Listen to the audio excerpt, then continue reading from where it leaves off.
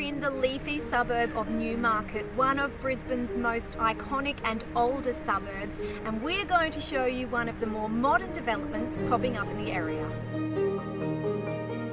The median house price in Newmarket is around $800,000 and rising.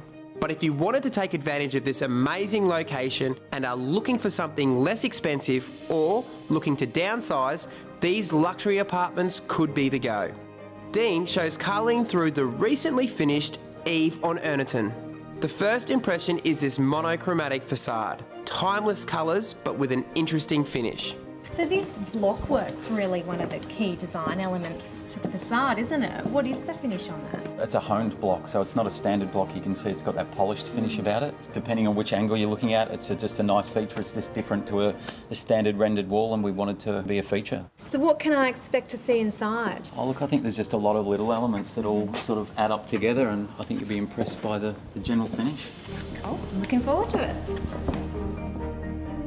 Inside, the kitchen is striking with top shelf appliances and a pressed porcelain benchtop. As with all the finishes in here, timeless and stylish, and also healthy, as Dean explains. We generally use neutral colours so that we try and obviously get a timeless look and feel for all of our apartments and townhouses that we do. But I guess the other difference with the laminate products we always use a low VOC product or a zero emission product. We're really passionate about it because obviously health and well-being is important to everyone. I guess the standards in Australia are not great at the moment. Overseas in other countries they set really high standards, and we just want to, I guess, set our bar to be as high as we can by choosing products that are the best possible products for the occupants.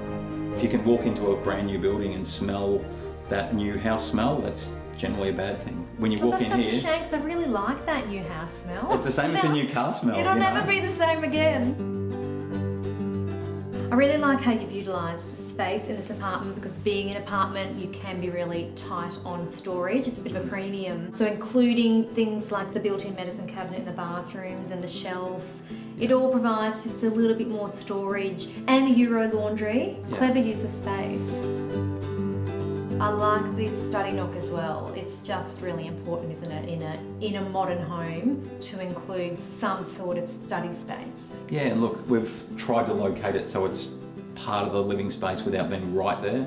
You can still communicate with people out here. It's not in a bedroom, but it's sort of in a central location. Let's see the rest.